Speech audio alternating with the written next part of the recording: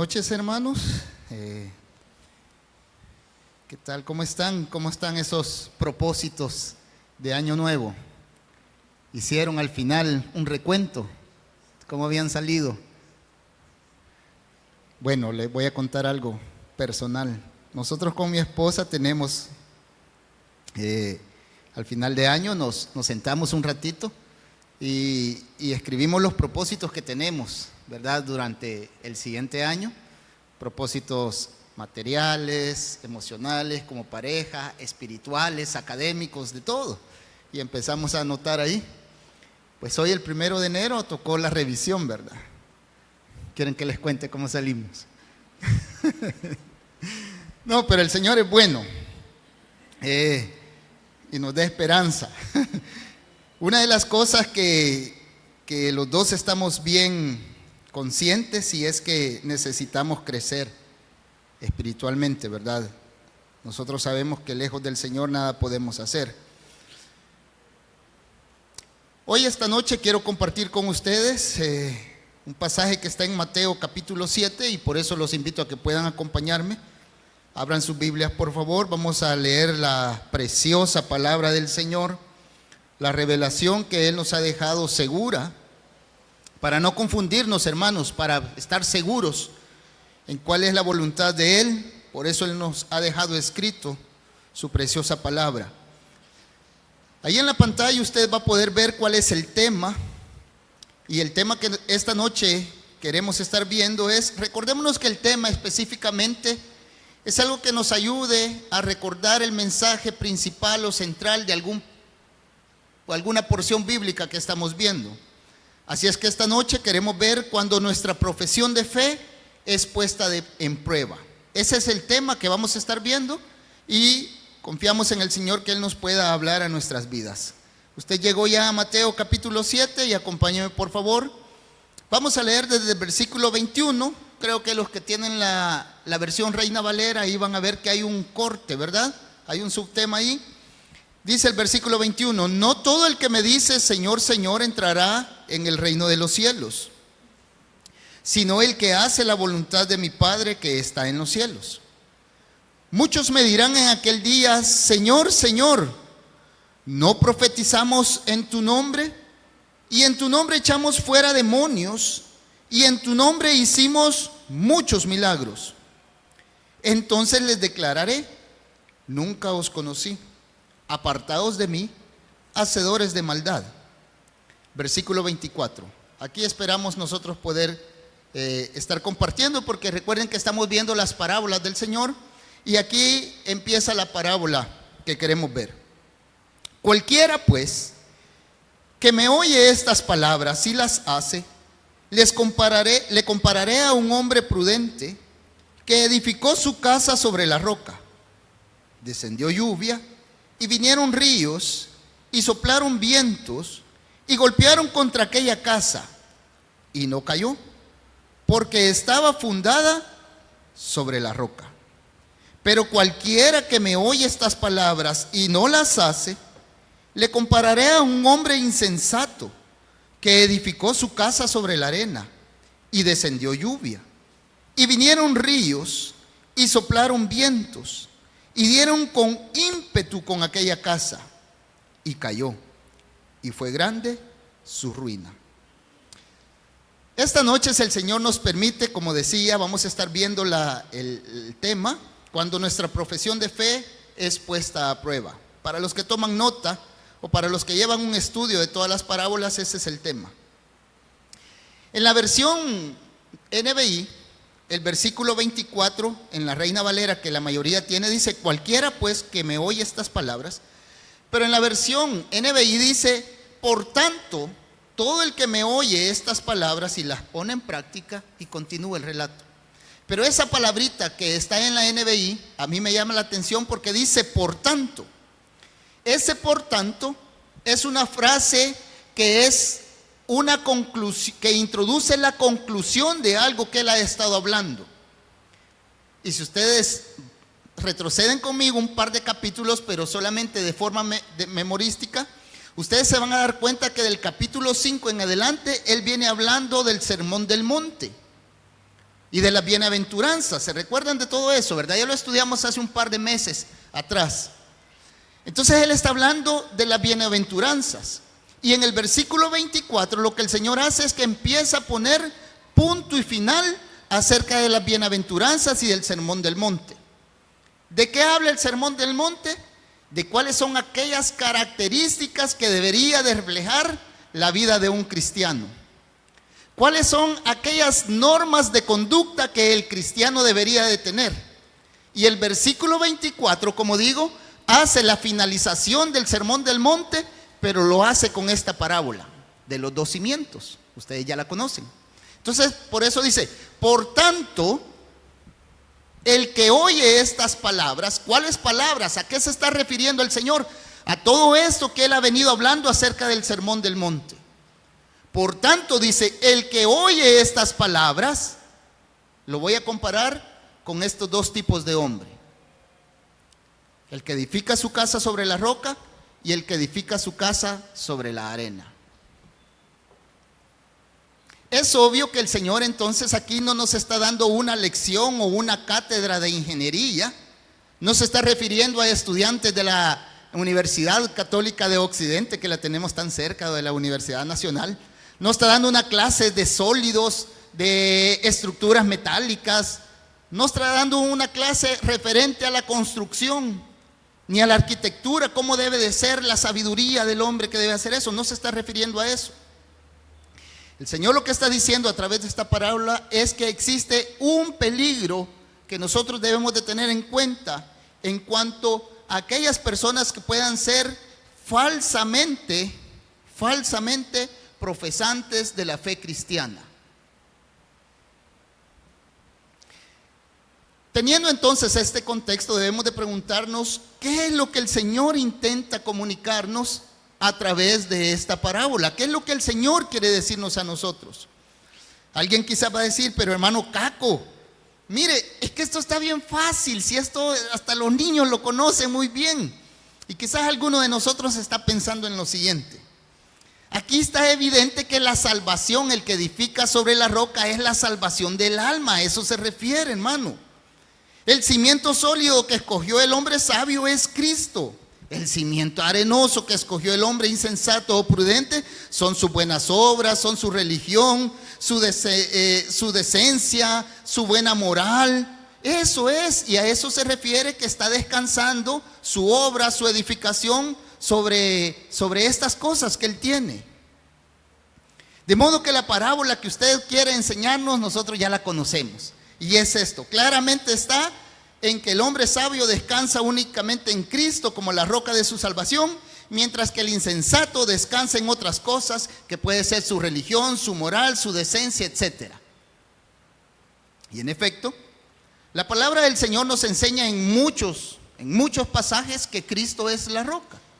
Voy a mencionarles dos solo para traer un poquito de memoria a nuestros corazones. Deuteronomio capítulo 32, versículo 3 y 4 dice: proclamaré el nombre del Señor, alaben la grandeza de nuestro Dios. Él es la roca, dice. Sus obras son perfectas y todos sus caminos son justos. Dios es fiel, no practica la injusticia. Él es recto y justo. ¿Quién nos dice que es la roca? Cristo, Dios. Primera de Corintios capítulo 10, versículo 3 y 4 dice: todos también comieron el mismo alimento espiritual. Versículo 4. Y tomaron la misma bebida espiritual, pues bebían de la roca espiritual que los acompañaba. Y ahí claramente dice, y la roca es Cristo. Así es que, hermanos, no hay duda, y muchas de las enseñanzas de la palabra del Señor son ciertas al enseñarnos que la roca sobre la cual nosotros debemos de edificar nuestra vida es Cristo. Eso no lo estamos negando. Al contrario, sería insensato de mi parte decir que hay otra cosa que se refiere a ese buen fundamento. Es Cristo. Pero fíjense que no es esta la enseñanza que queremos traer esta noche. Así es que pongamos atención y veamos qué es lo que el Señor nos quiere comentar. Ustedes saben que para el método que estamos utilizando es buscar los personajes, ¿verdad? Los personajes que ustedes ven en la parábola. Volvamos a leer entonces versículo 24, y al leerlo usted vamos a comenzar a ver cuáles son los personajes o los elementos de la parábola, que es el punto número 1. Dice: cualquiera pues que me oye estas palabras y las hace, las compararé a un hombre prudente que edificó su casa sobre la roca. Descendió lluvia y vinieron ríos y soplaron vientos y golpearon contra aquella casa y no cayó, porque estaba fundada, dice, sobre la roca. Pero cualquiera que me oye estas palabras y no las hace, le compararé a un hombre insensato que edificó su casa sobre la arena. Y descendió lluvia y vinieron ríos y soplaron vientos y dieron con ímpetu contra aquella casa. Y no cayó, y fue grande su ruina. Ya otras veces lo he hecho, vamos a pasar examen a ver cuántos ya más o menos pueden el método. ¿Cuáles son los dos personajes principales que aparecen en esta parábola? Solo dos. ¿Cuál? El hombre y la roca. ¿Alguien más? Yo sé que los que están allí viendo este video no pueden escuchar, pero ahí aparecen dos personajes principales, fíjense. Y es dos hombres. Son dos hombres los que aparecen. Un hombre insensato, dice, y un hombre sabio.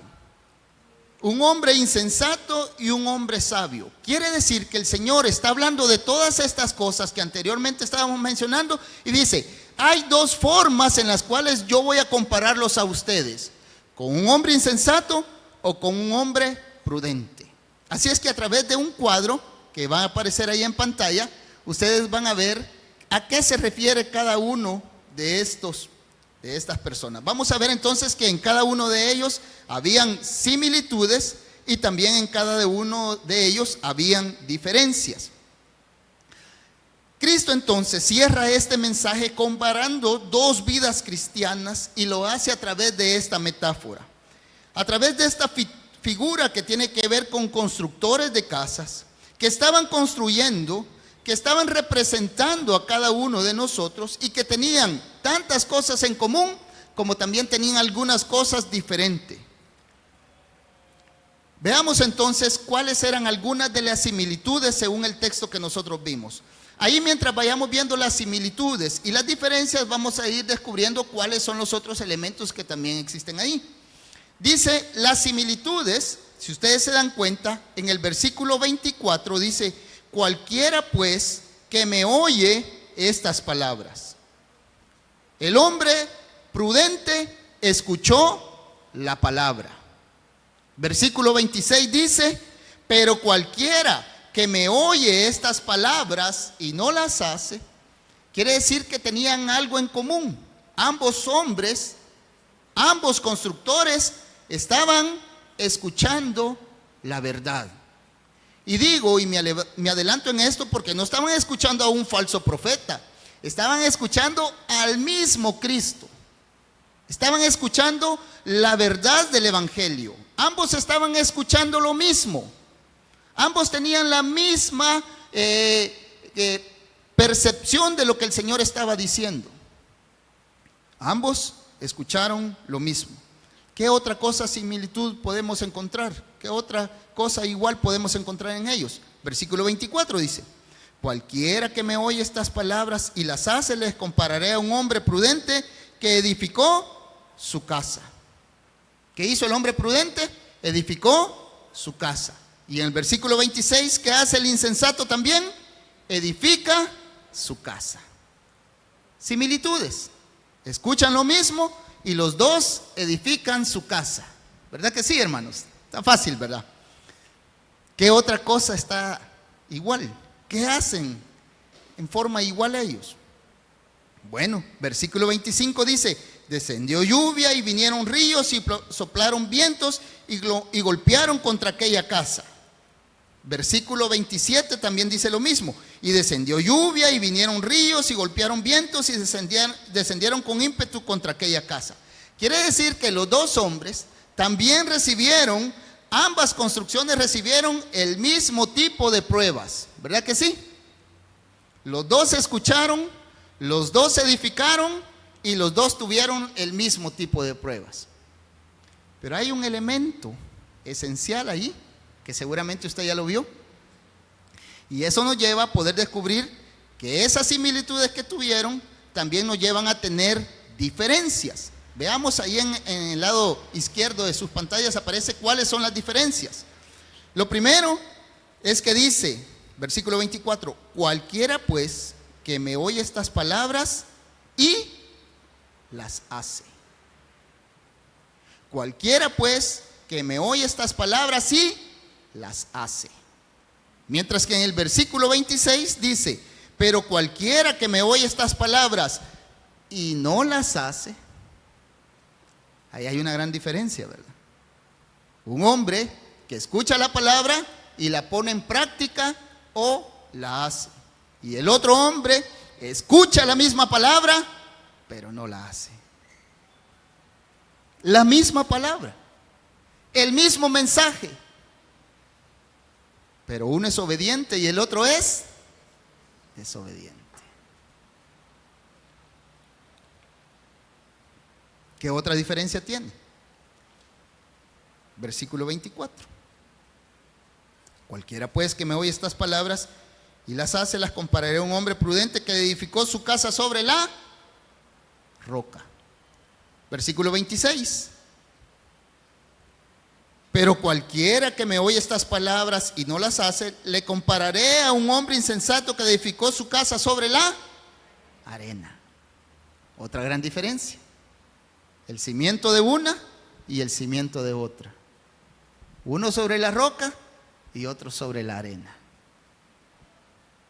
Y ahí aparece la última diferencia, y es que al final dice que vinieron vientos, vinieron ríos, golpearon contra aquella casa y esta casa no cayó. Pero en el versículo 27 dice, y descendió lluvia, y vinieron ríos, y soplaron vientos, y dieron con ímpetu con aquella casa, y le sucedió algo. Y es que esa casa cayó. Ahí está. Ahí podemos ver los elementos que nos quiere decir la parábola. Ahí aparece la casa, aparecen los fundamentos, aparecen las consecuencias, aparece todo eso. Pero hay algo bien importante, hermanos, que todo esto, los dos hombres, la gran diferencia entre uno y el otro era la obediencia. La obediencia. Veamos el punto número 2. Miren, vamos avanzando, gracias al Señor. El punto número 2. ¿Qué es lo que revela del corazón? Vamos a agarrar el insensato. Vamos a agarrar a ese hombre que dice que es un hombre insensato porque edificó su casa sobre la arena. ¿Qué es lo que revela del corazón humano? ¿Qué es lo que revela? Bueno, hermanos, para eso quiero que me acompañen a Marcos capítulo 10. Este capítulo, este versículo seguramente ustedes lo tienen presente porque en la última vez que estuve aquí estuvimos compartiéndolo. Pero lo que a mí me llama la atención, lo que revela del corazón es que ahí hay un autoengaño en este hombre. Un hombre se está autoengañando en su pensamiento y en su forma de ver la vida, en su forma de ver las cosas. Llama la atención que este hombre que construyó sobre la arena estaba completamente convencido. Este hombre todo el tiempo vivió, pensó y creyó toda su vida que la casa que él estaba edificando estaba correcta. Él seguramente nunca dijo, voy a hacer esta casa solo para ver. No, él estaba edificando su casa y él estaba convencido que lo que él estaba haciendo estaba bien. Es más, las dos casas estaban quizás a la par, por poner algún ejemplo, y decía, esta casa aún es más bonita que esta. Esta casa yo la edifiqué más rápido que esta. Mi casa está mejor, quizás decía él. Mi casa vale la pena. La he decorado mejor. A mí me dio más tiempo de hacerle estos arreglos, de hacerle estas decoraciones. A mí me está yendo bien. Pero no fue hasta que esa casa llegaron las pruebas, llegaron las dificultades y hasta ahí él pudo ver que su casa no estaba en un buen fundamento. Él consideraba que lo que él hacía estaba bien. él estaba viviendo en un autoengaño, como este joven rico que vamos a leer en ese momento. Mateo capítulo 10, versículo 17. Dice: al salir él, hablando Jesús, para seguir su camino, vino uno corriendo de los que estaban escuchando el mensaje, e hincando la rodilla delante de él, le preguntó: Maestro bueno, ¿qué haré para heredar la vida eterna? Jesús le dijo: ¿por qué me llamas bueno? Ninguno hay bueno sino uno solo, que ese es Dios. Los mandamientos sabes: no adulteres, no mates, no hurtes, no digas falso testimonio, no defraudes, honra a tu padre y a tu madre. Él entonces respondiendo le dijo: Maestro, ahí está el autoengaño, miren, Maestro, todo esto lo he guardado desde mi juventud. Entonces Jesús, mirándole, le amó y le dijo: una cosa te falta. Anda, vende lo que tienes y dalo a los pobres, y tendrás tesoros en el cielo. Y ven y sígueme tomando tu cruz. Pero él, afligido por esta palabra, que tenía que dejar todo y tomar su cruz, ahí estaba el afligido al ver esto, le causó aflicción, desesperación, sabía que no lo iba a poder cumplir, se fue triste porque tenía muchas posesiones.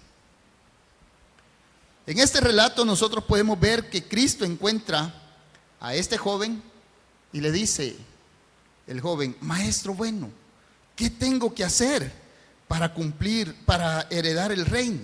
Y el Señor le dice: debes de cumplir toda la ley.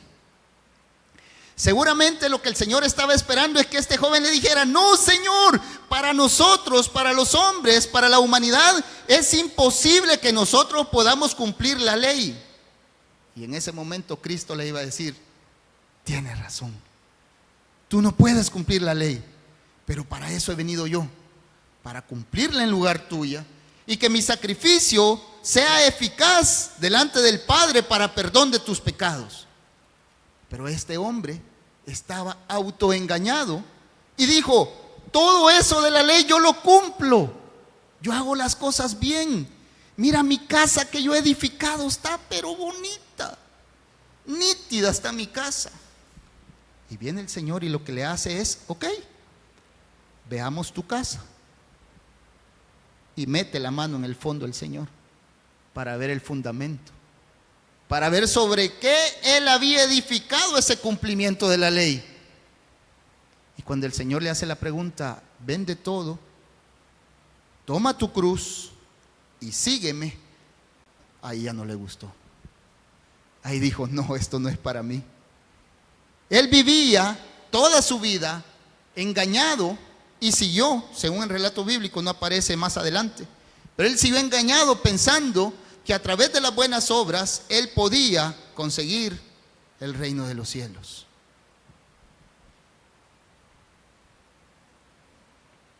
Este joven estaba engañado porque estaba confiado, y algunos hoy en día hemos llegado a creer que si yo conozco una fe, una serie de afirmaciones, una serie de doctrinas bíblicas, como por ejemplo la salvación es solo por gracia, ok, es una verdad, yo la conozco. Algunos piensan que por conocer que la salvación es solamente por fe y que Cristo fue a la cruz y murió por sus pecados, algunos piensan y han llegado a creer que de esa forma obtienen la salvación, autoengañados. Solo diciendo, solo confiando, solo dice esta oración, mira, pasa al frente aquí y di esta oración: Señor, yo te recibo como mi Salvador, y ya estuvo, mira, qué fácil es, ven, ya eres cristiano.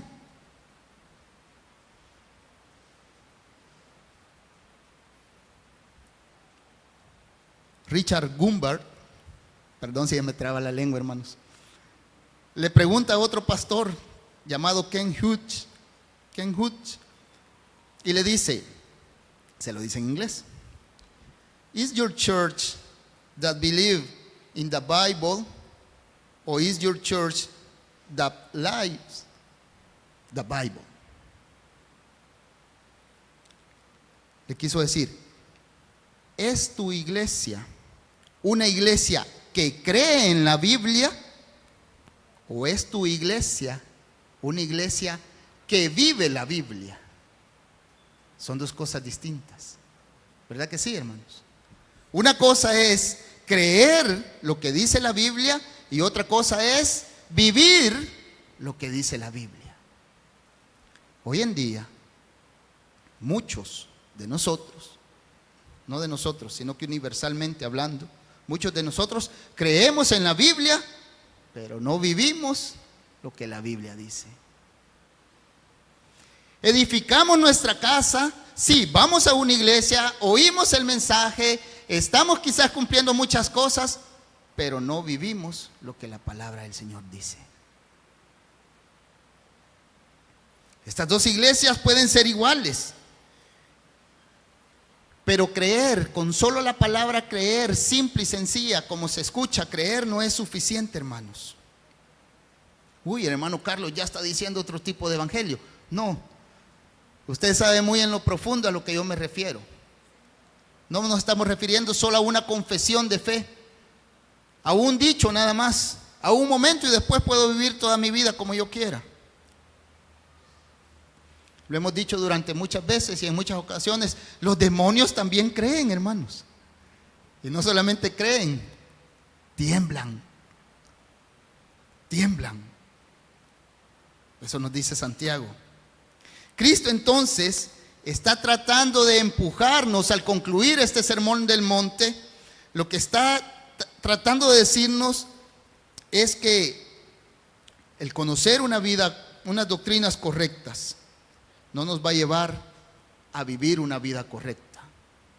Los fariseos de ese tiempo conocían la ley. Quizás la conocían mejor que nosotros, pero no la vivían. Y el Señor fue duro con ellos. Y al final la casa de ellos, si hacemos la similitud con lo que le pasó a este hombre, la casa de ellos cayó. Porque una cosa es creer y otra cosa es vivir. El Señor nos manda a nosotros a que creamos y que esa fe que nosotros tengamos produzca obras, hermanos, que sean evidentes a los demás. Vayan conmigo entonces a Primera de Corintios, la primera carta de Corintios, capítulo 3.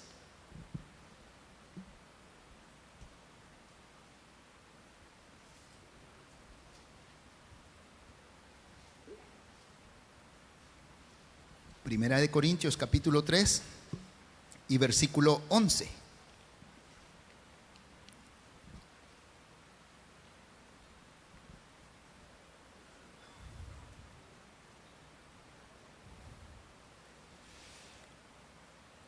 Primera de Corintios capítulo 3 versículo 11 dice: porque nadie puede poner otro fundamento que el que está puesto, el cual es Jesucristo.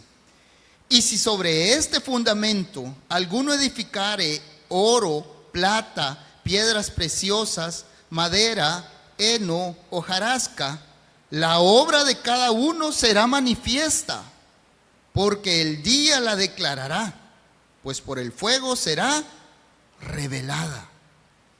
La obra de cada uno, cual sea, el fuego la probará. Si permaneciere la obra de alguno que sobreedificó, recibirá recompensa.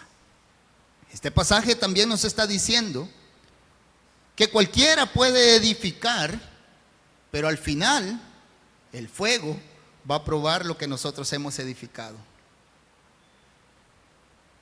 El hombre insensato construyó su casa, el hombre prudente igual, pero al final lo que vino a ver si era una buena edificación, si estaba en lo correcto o no, fue la prueba. ¿Verdad que sí, hermanos? Amén. Vamos a lo tercero. Miren qué rápido vamos avanzando. Hoy vamos a salir temprano, dicen. No, aquí es donde me voy a detener. Y eso lo que queremos ver es qué es lo que revela, qué verdad del reino revela este pasaje que estamos estudiando. revela que la verdadera fe conlleva a una obediencia, hermanos. La verdadera fe conlleva a una obediencia. Y es que la diferencia entre estos dos individuos ilustrados, entre los dos constructores que veíamos ahí, es a la hora de vivir lo que ambos escucharon. No era dentro del templo que ellos podían verse una diferencia. La diferencia se iba a ver en el día a día, afuera, donde ellos ya tenían que poner en práctica lo que habían oído, donde ellos verdaderamente iban a poder manifestar si estaban siendo obedientes a lo que habían escuchado. Porque adentro del templo ellos bien podían decir: estamos escuchando la palabra del Señor, amén, gritaban los dos. Porque el Señor es bueno, amén, gritaban los dos. Porque el Señor es misericordioso, amén, gritaban los dos. Y al salir, uy, este ya se me pegó. No me regalo algo para comer. Otro día. Hermano, no me regala ray. Ay, hermano, fíjese que no voy para mi casa, fíjese. Al final hay un pasaje paralelo a este de Mateo 6, Mateo 7, perdón, tengan una ceñita ahí y acompáñenme por favor a Lucas capítulo 6, 46. Ahí vamos a ver cuál fue la gran diferencia de estos hombres. ¿Cuál fue esa diferencia referente a la obediencia que ellos tuvieron? Lucas capítulo 6, versículo 46 dice, ¿llegamos? Ya casi, ¿verdad? Lucas 6, 46 hasta el versículo 49 vamos a leer. Dice la palabra del Señor: ¿por qué me llamas Señor, Señor, y no haces lo que yo digo? ¿Qué está hablando aquí? Obediencia. Todo aquel que viene a mí y oye mis palabras y las hace, os indicaré a quién es semejante. Fíjense que esta parábola, si ustedes se dan cuenta ya bien detalladamente, no está hablando de construcción. No está hablando de la roca y de la arena. Está hablando de la obediencia. Obediencia a la palabra del Señor. Ese es el mensaje central. Lean. Versículo 47. Todo aquel que viene a mí y oye mis palabras y las hace, os indicaré a quién es semejante. Ahí usa él la parábola para poder decir a quién es semejante. Semejante es al hombre que al edificar una casa, que dice, cavó y ahondó. Este nos hace un poquito más claro de lo que sucedía con el otro hombre que vimos en el pasaje paralelo. Este hombre dice que cavó y ahondó, y hasta que él encontró roca firme, dice que puso fundamento sobre esa roca. Y cuando vino una inundación y el río dio con ímpetu contra aquella casa, pero no la pudo mover porque estaba fundada sobre la roca.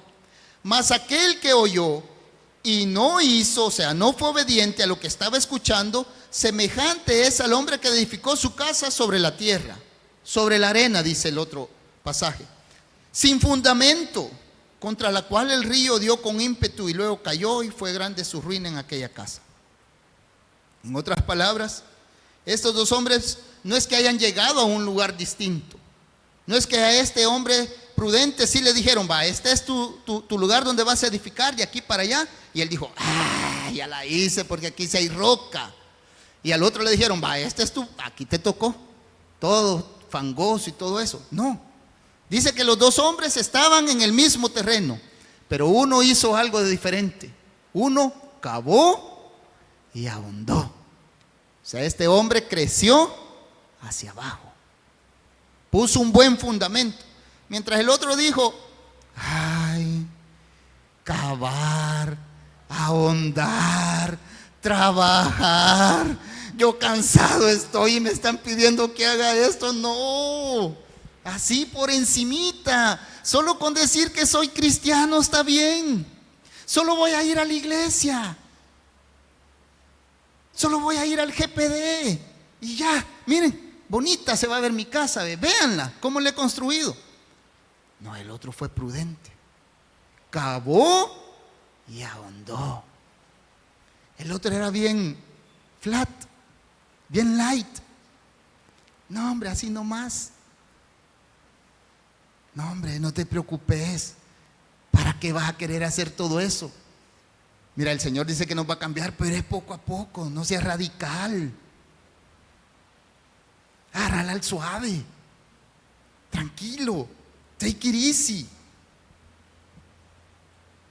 Uno edificó sobre la roca, sobre zapatas. Él se dedicó, procuró hasta encontrar algo firme que lo detuviera. El otro era pura apariencia, hermanos.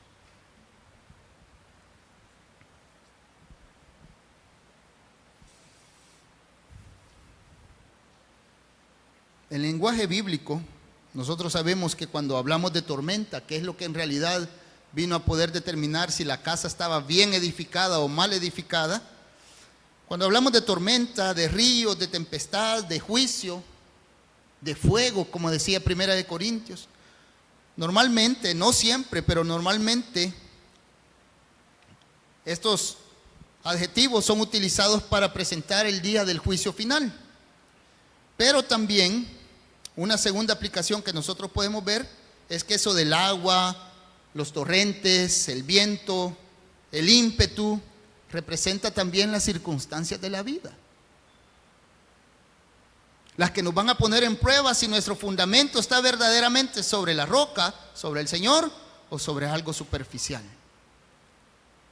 ¿Qué tal una jovencita que de repente conoce a alguien inconverso y es el príncipe azul, que después se convierte en verde como Shrek quizás?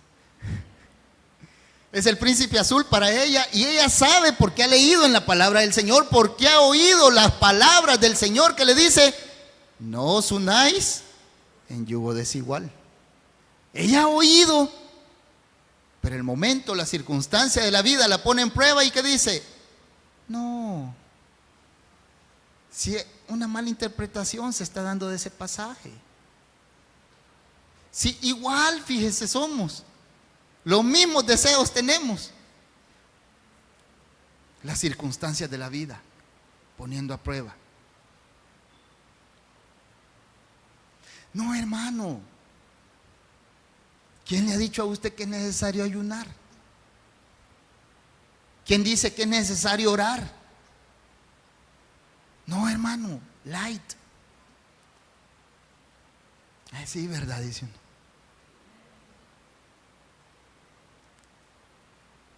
¿Quién dice que es malo tomar? Bah, y no el Señor tomó, pues dicen. Sí, dice uno. Las circunstancias de la vida van a demostrar qué tipo de fundamento tenemos sobre nuestra casa.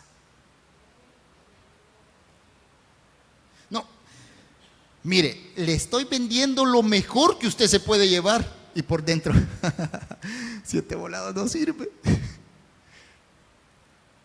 Las circunstancias de la vida lo van a poner a prueba a usted si es íntegro o si no es íntegro.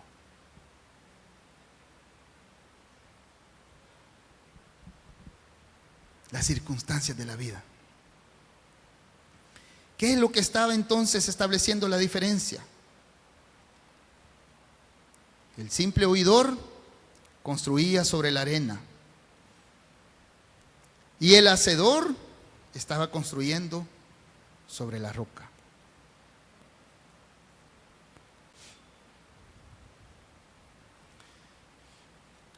Estas casas pueden lucir aparentemente iguales, idénticas, pero viven vidas distintas, viven vidas diferentes, hermanos.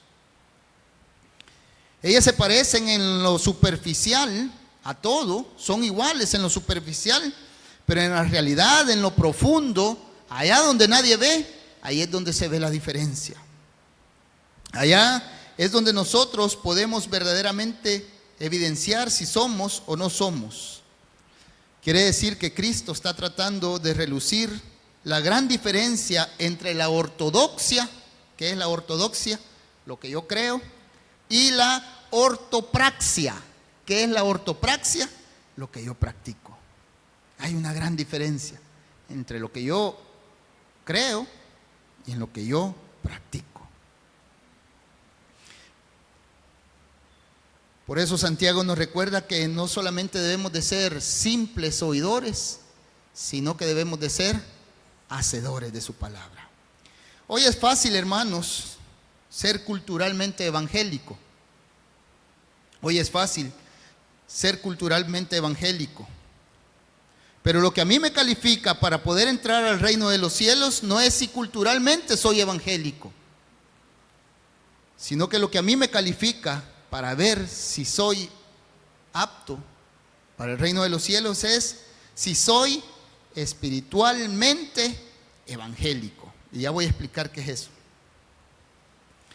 Cuando decimos mi alma o mi espíritu, que nos estamos refiriendo a lo mismo según las Sagradas Escrituras, aquí lo que quiere decir que yo soy espiritualmente evangélico es que mi vida ha tenido una transformación evidente en mi forma de pensar, en mi forma de vivir, en mi forma de actuar. Pero hoy en día es fácil ser culturalmente evangélico. Es más,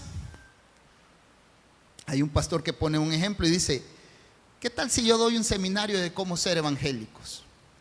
Y usted dice: ok, lo primero que yo les enseñaría a ellos, dando un seminario de cómo ser evangélico, lo primero que yo les enseñaría es cómo ustedes tienen que hablar. ¿Cuál es el léxico cristiano que tienen que usar?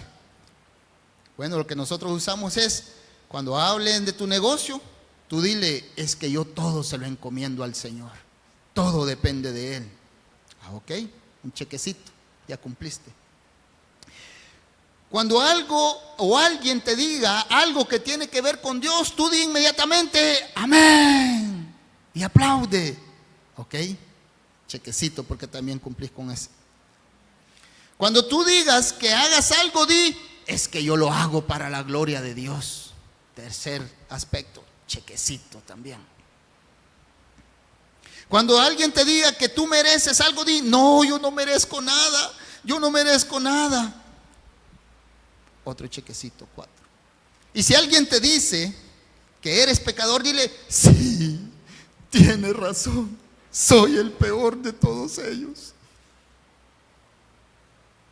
Léxico cristiano. Pero ese léxico verdaderamente evidencia que somos realmente cristianos.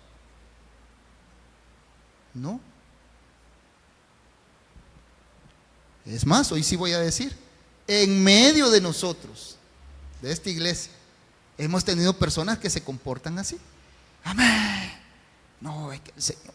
Oh. Pero de repente la casa.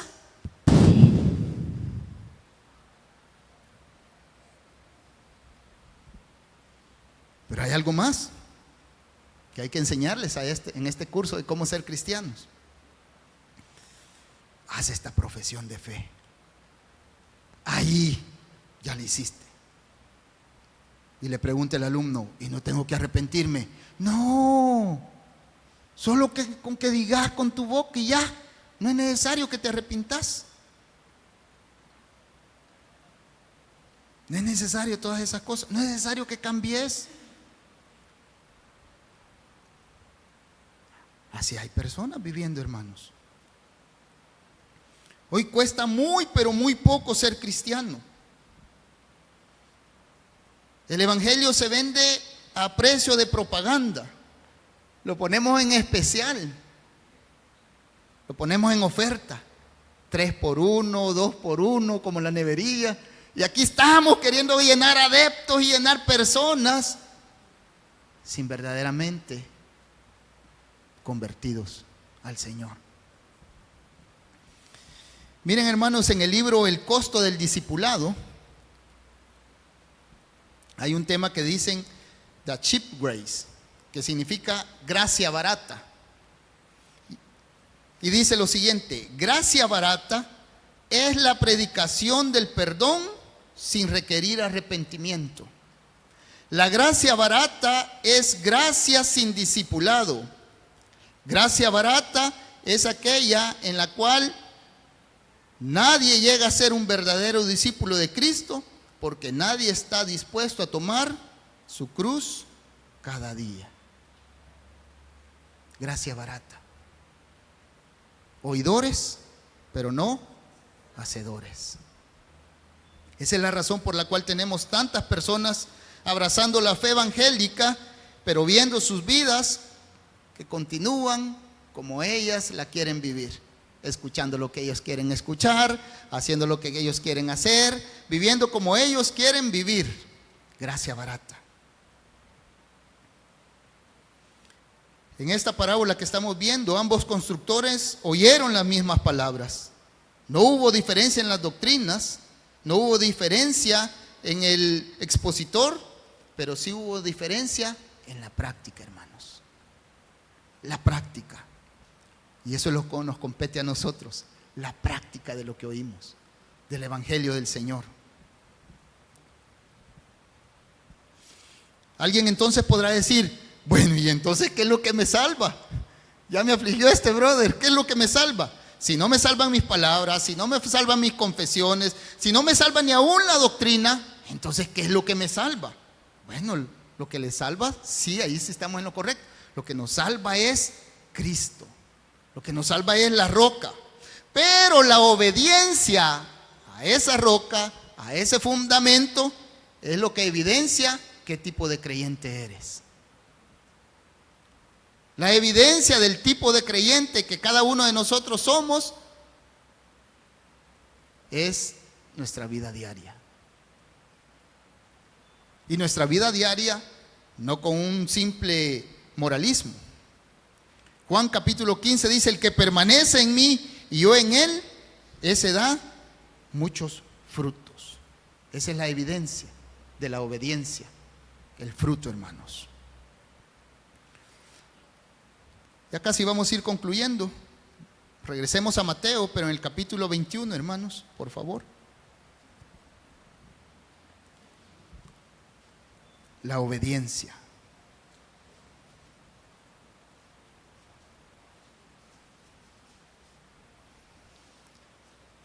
Miren qué importante es la obediencia para el Señor. Mateo capítulo 21, versículo 27.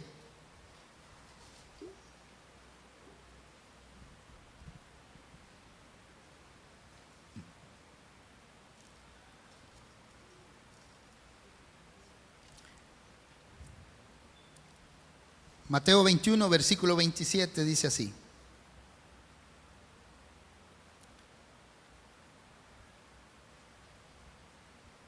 Perdón, hermanos. Leamos desde el 28. Pero ¿qué os parece? Un hombre tenía 2 hijos. Ahí aparecen otra vez los dos, mírenme.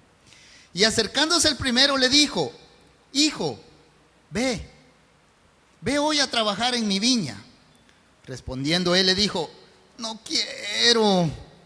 Pero después, arrepentido, fue. Esta parábola ya la predicaron tú, ¿verdad, Carlos? No, la de los 2 hijos, no. Ya la predicamos aquí también. Versículo 30. Y acercándose el otro, le dijo de la misma manera. Y respondiendo él dijo, sí, Señor, voy. Los dos escucharon el mandato del Señor. Uno dijo al principio, no, pero se arrepintió y fue obediente.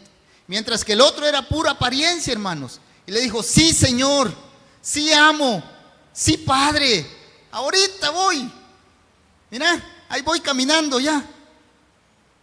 Pero al final dice que no, fue. Y hace la pregunta el Señor, ¿cuál de los dos hizo la voluntad de su Padre? Y dijeron ellos, los que estaban con Jesús. El primero, dijeron. Jesús les dijo, de cierto os digo, que los publicanos y las rameras van delante de vosotros al reino de Dios. ¿Por qué, hermanos?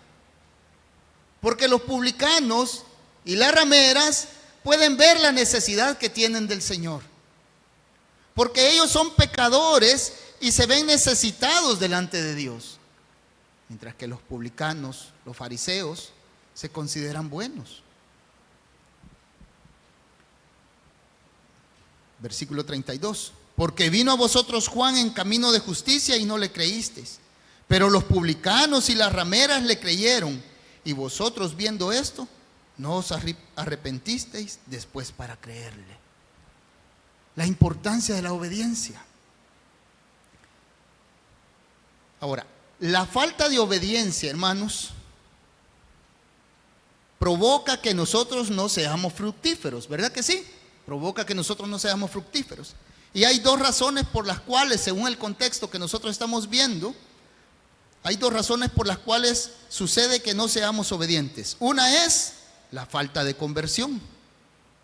Y la segunda es el bajo estándar cristiano que existe hoy en día. Porque la persona ve al hermano, a la hermana, al pastor, al líder, al diácono que se comporta de una forma como que fuera cualquier mundano, pero dice que es cristiano. Entonces los nuevos, al ver eso, ¿qué dicen? Tachiche es el cristiano. Pues así me voy a comportar yo. Y estamos, a causa de nuestro testimonio, mal enseñando a los demás.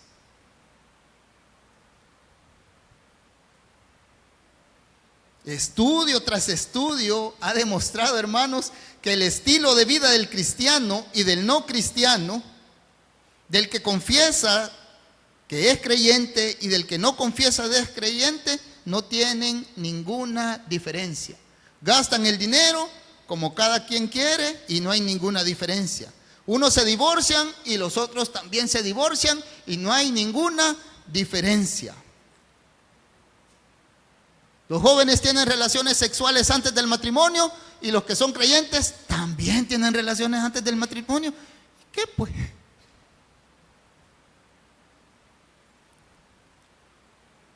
Los que no son creyentes no honran a sus trabajadores y los que son creyentes tampoco.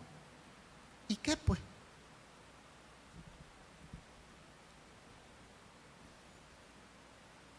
Cuando la diferencia verdaderamente la hace Cristo en nosotros. Y no necesitamos mayor motivo ni mayor inspiración para ser diferentes. Cuando nosotros comprendemos que Cristo está en medio de nosotros. Y es que un cristiano tiene claras evidencias de su vida. Hermanos, no estoy diciendo que es santo. Nadie aquí en esta vida nunca vamos a ver ese grado de perfección. Pero lo que sí evidencia un cristiano es que tiene una lucha con el pecado. Y que dice, Señor, yo tengo ganas de hacer esto. Señor, yo soy movido a hacer esto, pero guárdame, Señor. Ayúdame. Esas deberían ser de nuestras evidencias, hermanos. Quisiera invitar a los hermanos músicos a que puedan pasar por acá.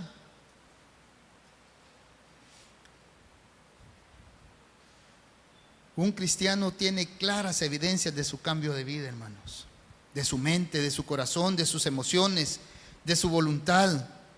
Él no piensa igual como piensa el inconverso. Él no celebra igual como celebra el inconverso. Miren lo que dice el libro. Este libro se llama El hombre, la morada de Dios. Hay un capítulo que dice la vieja y la nueva cruz. Miren lo que dice que es la nueva cruz. La nueva cruz dice, no demanda la negación o la renuncia de la vida anterior. Esa es la nueva cruz. No contiene demandas desagradables, más por el contrario, ofrece lo mismo que el mundo ofrece, pero con un nivel santo.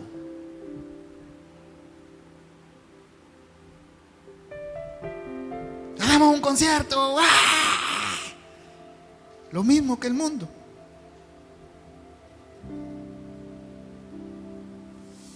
Cualquier cosa que el mundo desea y demanda, en su conciencia enloquecida del mundo por el pecado, el género religioso, la nueva cruz también te lo concede, pero en una versión cristiana. La nueva cruz no mata al pecador, sino que solamente lo redirige a otra dirección.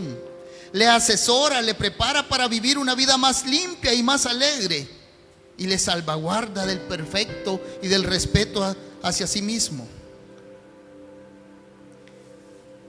En la nueva cruz, el mensaje cristiano es aguado o desvirtuado para ajustarlo a lo que está de moda en el mundo, con la finalidad de hacer un evangelio aceptable a todo el mundo, a todo el público.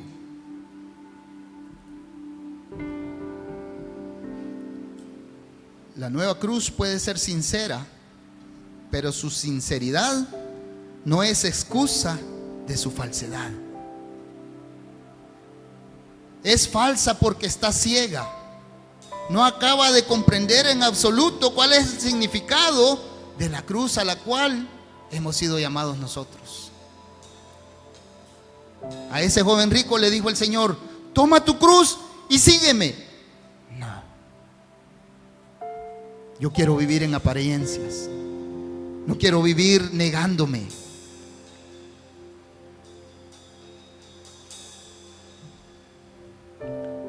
Por último, hermanos, en la catedral de Lübeck, en Alemania,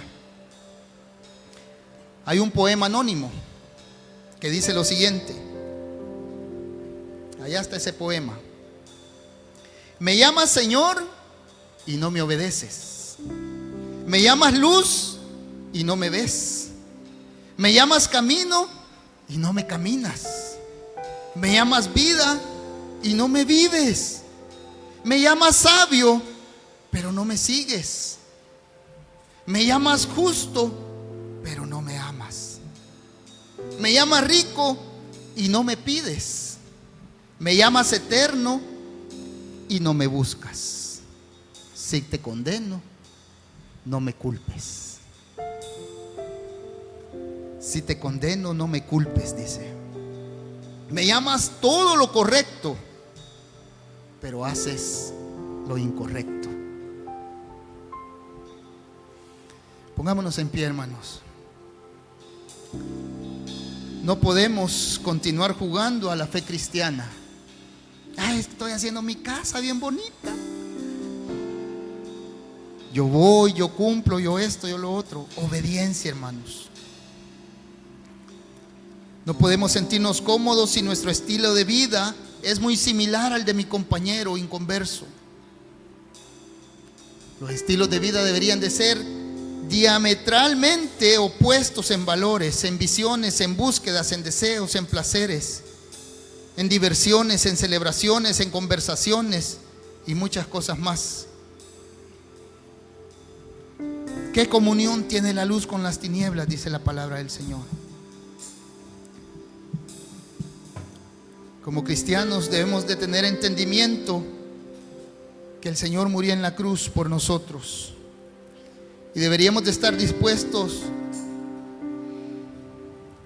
a que cualquier demanda, cualquier solicitud que Él nos haga, poder verla como poco en comparación del sacrificio que Él hizo por nosotros.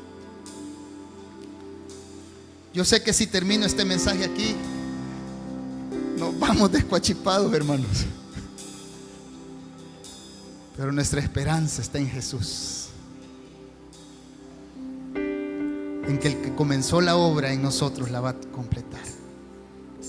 Mi esperanza está en Jesús, en su justicia y en la cruz. Gracias por estar conectado con nuestra iglesia. Espero que este sermón haya sido de bendición para tu vida. Si quieres ver otros sermones, puedes suscribirte a nuestro canal de YouTube o seguirnos en nuestras redes sociales. Recuerda que los sermones de nuestra iglesia estarán siendo transmitidos en vivo los días domingo a las 5 de la tarde y los días jueves a las 7 de la noche. Así que te esperamos. Si tú no has entregado tu vida a Jesucristo, si no has creído el Evangelio de nuestro Señor, te invito a que puedas orar, hablar con Dios y pedirle que venga a tu corazón.